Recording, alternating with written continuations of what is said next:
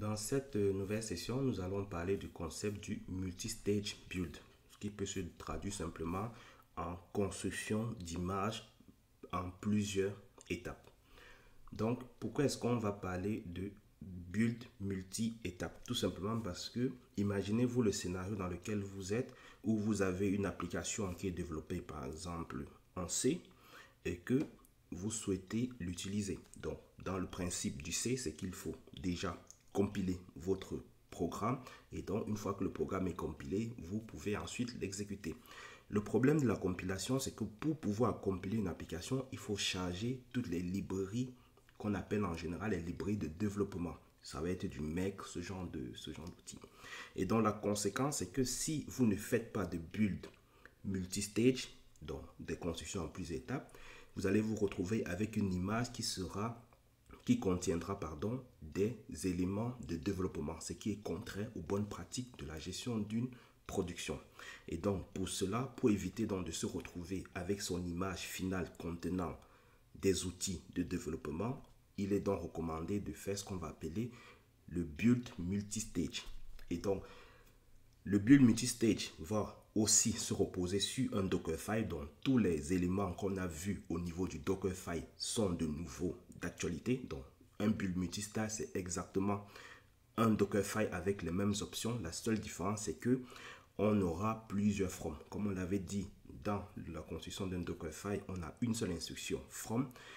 Quand on sera dans une build multistage, on aura par contre plusieurs instructions from. Et donc c'est comme ça que à partir d'un Dockerfile, vous pouvez savoir si c'est un build monostage ou un build multistage. S'il y a un ou plusieurs from. Donc dès qu'il y a plus de deux from, donc dès qu'il y a déjà plus de un from, par exemple, vous êtes dans du build multistage. Et donc si on regarde l'exemple qui est fourni dans la documentation de Docker, on se rend bien compte qu'on a bien un premier from à ce niveau et ensuite on a un deuxième from.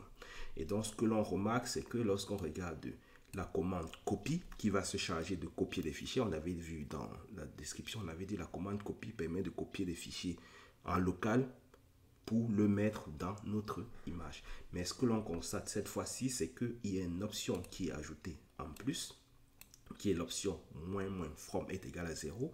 Et donc par cette option, le from, on informe donc que pendant que l'image sera buildée, il faut retourner dans les précédents stages et de prendre le stage qui est en position 0. Et donc le stage qui est en position 0 sera donc celui-là. Et donc lorsque on aura donc cette première step qui va s'exécuter, il va générer un fichier qui va s'appeler hello bin hello. Donc on voit bien comment est-ce qu'il est généré ici dans le langage Go. On va générer le fichier bin hello et donc cette fois-ci dans ce stage on lui dit on ne veut pas garder tout l'historique, on veut juste récupérer l'élément qui était compilé et donc on le récupère donc dans son emplacement bin hello qu'on retrouve bien ici et on le stocke dans l'image à ce niveau et donc on le récupère dans le stage qui est en position 0.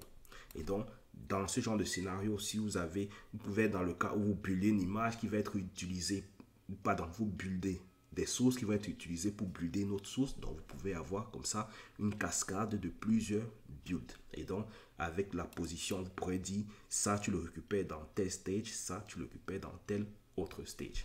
Et donc c'est comme ça qu'on fait.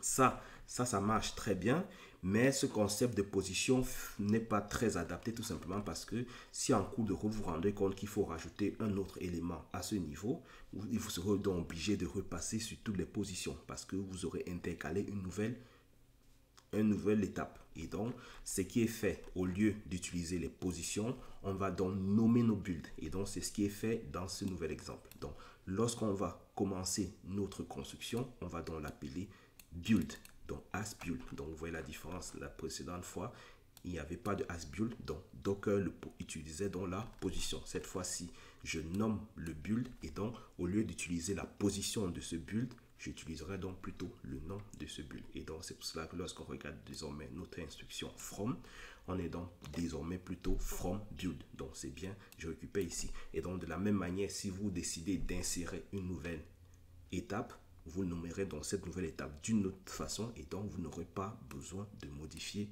le nom du from. Donc ça c'est l'avantage de nommer ces stage. Et donc, pensez bien à nommer vos stages. Ça vous évite d'utiliser les positions. À ce moment, utilisez plutôt les noms de vos stages. Et donc, lorsque l'on va builder, assez souvent, lorsque vous buildez des images, vous serez plutôt en phase de debug. Le souci, c'est que, imaginez le scénario où vous avez carrément une cascade de 10 builds. Donc, de 10 étapes. Si vous êtes en train de vouloir débugger, par exemple, l'étape numéro 8, donc à chaque fois que vous allez lancer votre build, vous allez être obligé d'exécuter les 7 premiers builds. Et donc, devoir passer tous les builds. Et donc, c'est pour cela que Docker vous donne l'option donc target dans votre instruction de build qu'on avait précédemment vu.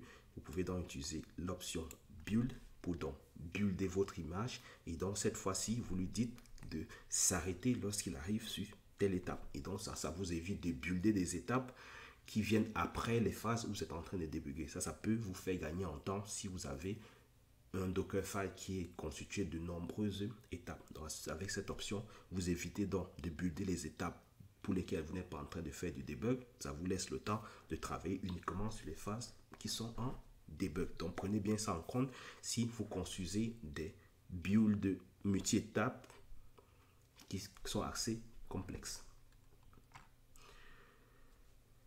Vous pouvez aussi, donc on revient sur notre commande copie. Donc pendant la phase de copie, donc on avait dit qu'on utilisait le from, on pouvait utiliser une position, on a dit qu'on pouvait utiliser le from, on pouvait nommer notre stage et l'on l'utilisait. Cette fois-ci, pendant que vous êtes en train de builder un multistage, vous pouvez donc aussi avoir un build multistage dans lequel vous allez récupérer une instruction dans une autre image. Et donc, c'est ce qui est fait à ce niveau. Donc, au lieu, si vous avez par exemple, ça c'est par exemple une chose qu'on avait fait dans une entreprise où j'étais, on avait une image Docker dans laquelle on avait référencé par exemple un certain nombre de certificats. Et donc, au lieu qu'à chaque fois qu'on veut builder des images, on va chercher le nouveau certificat, on avait une seule image qui faisait référence pour nos certificats. Et donc, nos builds allaient récupérer les certificats sur cette image. Et donc, ça peut être ce que vous faites en mettant ce genre d'instruction. Vous appelez juste cette image qui possède déjà le certificat et donc vous le récupérez. Donc, pour résumer, lorsqu'on utilise la commande copie, on peut utiliser la position lorsqu'on n'a pas nommé nos stages. Mais idéalement, il faut utiliser les noms des stages, ce qui est recommandé. Et la troisième option, c'est que au lieu de récupérer, que c'est chaque image qui part récupérer sur un Nexus ou autre des certificats, ce genre de choses, vous avez une seule image qui se charge de faire cette récupération. Et donc, pendant vos builds, vous appelez juste cette image qui vous rapatrie. Ça peut être un cas d'utilisation. Vous pouvez aussi, comme j'ai dit, être dans un scénario qui est assez complexe. Et donc, vous voyez, à ce niveau, on commence déjà par faire le premier build qu'on appelle le builder. On fait donc le deuxième build qu'on appelle build 1. Et donc, ce qu'on peut faire, c'est donc réutiliser les stages comme un nouveau stage. Et donc, c'est ce qui est fait dans cet exemple. Vous allez cascader les stages pour pouvoir avoir un fonctionnement qui est un peu plus dynamique. La dernière des choses, jusqu'à présent, lorsqu'on a parlé de construction d'images, je n'ai pas précisé cela, mais on est en général dans ce qu'on va appeler le legacy. Le legacy en français, en général, on l'appelle l'historique. Lorsque vous buildez les images, vous étiez dans ce qu'on va appeler le build legacy, donc c'était celui qui était historique. Mais pour ceux qui sont dans les nouvelles versions de Docker, pour ceux qui sont sur du Docker Desktop, en général, vous aurez déjà l'introduction du build kit qui va venir remplacer l'ancien outil. Donc faites attention, si vous êtes sur des versions assez récentes, vous aurez le build kit qui est activé. Si vous êtes dans des anciennes versions, il faudra activer le build kit. Et donc pour activer, vous retrouvez bien notre commande de build qu'on lance de manière traditionnelle. Et donc pour activer le build kit, vous avez juste à positionner une variable Docker build kit ou dans laquelle vous activez le build kit. J'ai parlé du build kit, donc bien évidemment, comme toute nouvelle fonction qu'on introduit dans une solution, le but c'est d'améliorer les performances et le but c'est d'ajouter de nouvelles fonctions. Et donc, build kit vient donc par rapport au build legacy rajouter donc de nouvelles fonctions. Et donc, pendant votre build kit, Vous pourrez donc faire d'autres actions beaucoup plus avancées au niveau de la gestion du cache. Il y a ce qu'on va appeler au niveau du build kit, on va gérer par exemple ce qu'on va appeler le squash des images.